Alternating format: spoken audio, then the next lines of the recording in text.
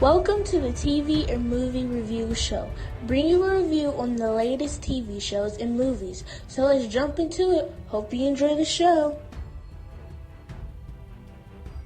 Hey everyone, welcome to the show. Thank you all for tuning in. I'm your host, Jazzy929. I'm going to go ahead and be reviewing the TV show The Terror. It airs on AMC Monday nights at 9. With that being said, I'm going to go ahead and jump into the review. This is the second episode. It starts off February 27th, 1942, a week after the exclusive order of 9066. It opens up. It opens up when Henry says that he is not a spy. He is sitting in a room. He is saying he's simply just a fisherman. We see someone yelling in the background. This room is dark. We see Chester and his family, and the others are forced to move. We see that Marlon, which is a friend of Chester's, come in to move the family. He asks for flashlights and radios. He basically tells Chester that this is basically orders he has. He has to follow through with them. Chester basically tells him, like, look, I'm not a spy. We've been knowing each other for a long time. You should know this. He basically tells Chester he should be lucky that it's him that's coming to take him out of the house and not someone else, because a lot of other people want to see their kind of people dead.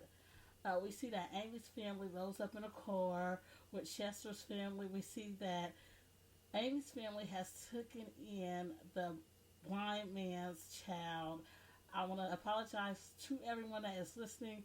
Right now, I am learning the names of some of the characters, and the best way that I can describe the guy is saying the blind man for y'all to know who I'm talking about. We see that Chester's mom says that when she first moved into the camp, she didn't like it basically, and it grew on her. We see that Chester's family go to the city. They find a place that looks like a hotel. Everyone is crowded up in this place. Everyone is doubling up. We see that Amy's father is moving up the stairs. Actually, he's at the bottom of the stairs, and he sees Yuki at the Yuko at the top of the stairs, and by the time he gets to the top of the stairs, she is actually gone. We see his wife ask what was wrong with him. He basically tells her, like, I thought I saw someone. We see that the blind man is in the camp, or the specific place that they have placed these people. The people, the characters that we know that are there from this episode is Henry, the blind man, and the older gentleman. We see the blind man is standing there looking into the sky, or looking at the top. Well, he's looking up. You know, he's in a room, so he has to be looking at the ceiling or whatnot. But this guy is seeing visions of Yukio, I'm sorry, y'all. I keep saying her name wrong. As there is as they're in an exercise room. I'm going to call this place that this guy is in an exercise room. And the reason I say that is because it looks like they are being taken there for a daily exercise, which is walking at the time. We see the old man and Henry. They're speaking about the hauntings that are occurring right now. And Henry gives... he offers Henry something for a protection. We see that they place this stuff inside the mouth. I want to know what y'all thought about that situation right there. I thought it was paper. I don't know what the heck it was, but it did have some writing on it. They speak of some people coming up missing. We see that Chester goes sees his old professor, and he asks about his pictures. And we see that he wants advice from his professor about what is being seen in his pictures. He wants to know why maybe his pictures are coming out the way they are. And the professor tells him one thing that I noticed was if my mom would say that you could be fooling around with something basically that you shouldn't. You shouldn't be taking these pictures. Maybe. We see that Chester sees Liz there. Luz, that's her name. He sees Luz there, and he finds out that she's still pregnant. She's keeping a baby. She explains that the reason she is keeping this baby is because her mother died while giving birth to her, and that inspired her to keep the baby. She explains to Chester that she is going to be staying in an orphanage with the baby. Chester isn't too pleased about this whole situation, but she explains to him, like, look, we don't have the income. You can't help me, and I don't have the income to raise a baby. So this is my choice, the only choice that I actually have. We see that Henry is taking off to a place in North Dakota, and this place has ice frozen over a lake. A soldier takes him there and forces him to fish before he is left for the whole day until the night.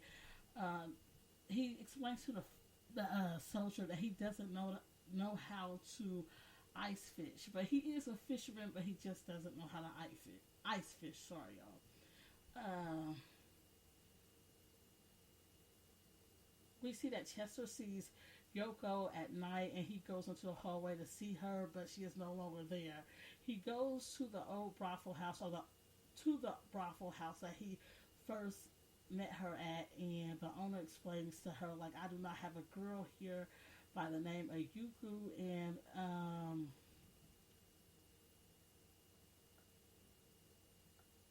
basically she's not here. Everyone is forced to move into this place.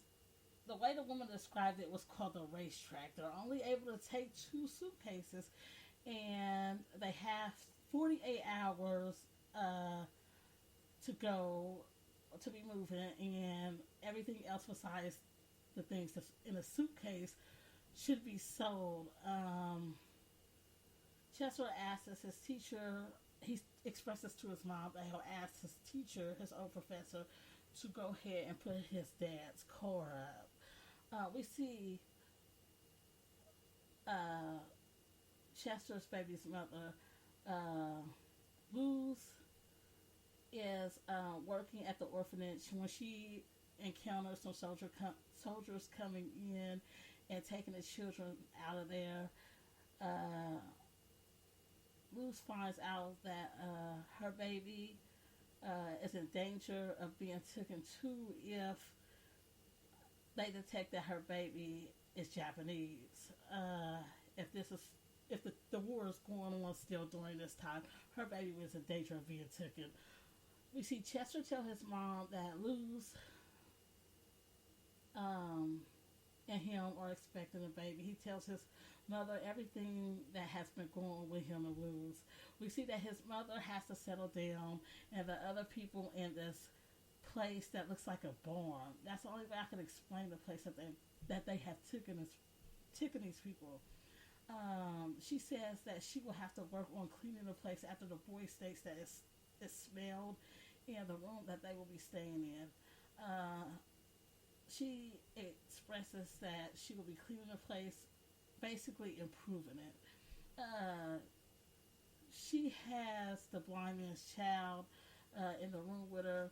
The kid sees Yuku. We see this, and she touches his face. The reason that he was out was Chester's mom told him to go run an errand. And while he's running this errand, he sees Yuku, and she touches his face and tells him that he looks like his mother. And thank goodness Amy comes and saves him. We see that Henry is in the woods with the old man and the blind man. They speak on the bad things that have been going on. They are catching. They are fetching wood at this time, and they speak of shapeshifters or a shapeshifter and everything that's been going on that's bad. Basically the evil that's been going on, and they think it may be a young man named Nick that's been poking around lately. We see Luz and Chester trying to escape. Um, Chester goes and get Luz after explaining to his mom that he had to go save her and he couldn't continue to stay at the camp with his mom. So we see him run off and get Luz and tells her that they have to go ahead and run away, try to get to another state or whatnot. They go to the professor's house because he explains that the professor wants to help them. Uh, they look like they're settling in, when at the professor's house he explains to her that him and the professor has a plan for them to get to safety. But during this time, we see when they walked in the house, when they had walked in the house, the neighbor was steady being nosy. The nosy neighbor, and we find out that she calls the police on them, and the police come and take Chester away. He tells Luz to go ahead and hide her baby bump, but she doesn't. By the end of this scene, we see her running out and saying, "Look, I am coming with you." He tells her basically she should have protected herself and her baby, or the baby, but she says she has a baby inside of her, a Japanese baby inside of her, half Japanese baby inside of her, and we see that she and Chester goes to the camp where his mother is, and they meet the mother. The mother apologizes to Luz about the conditions of where they're staying. We see the blind guy, the old man, and Henry. They're out at the place where Henry was ice fishing before. This time Nick is with them, and they confront Nick and ask him what, his purpose is. They ask him, is he the evil spirit? Basically, is he a shapeshifter? And they crack the ice around him, trying to get him to confess. He explains that he is not a shapeshifter, but he is spying on his own people for the government. He says that he is working for the DOJ, and they basically leave him there, tell him he's a traitor against his own kind, and they leave him there to fall on the ice, basically, and he's begging them to come help him. He goes, we see,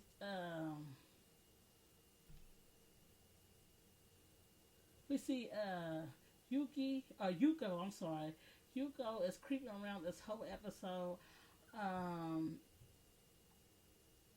Then we see Chester is picking up hay and expresses how he feels that every time that he's doing something that he's being watched.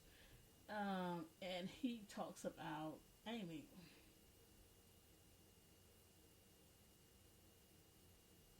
Not Amy. I'm sorry, y'all.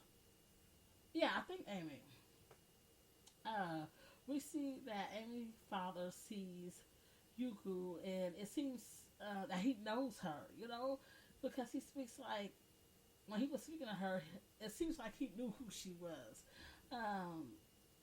Then we see him tell Chester he must leave, and then he is pushed, or should I say thrown, across the ground, and then he grabs a gun and he runs off and he goes towards the soldiers. Everybody is telling him to put the gun down, but he doesn't, and he ends up getting shot.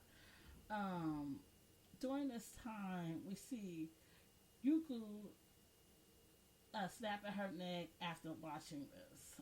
Chester says that he does not know why Amy's father would do something like this.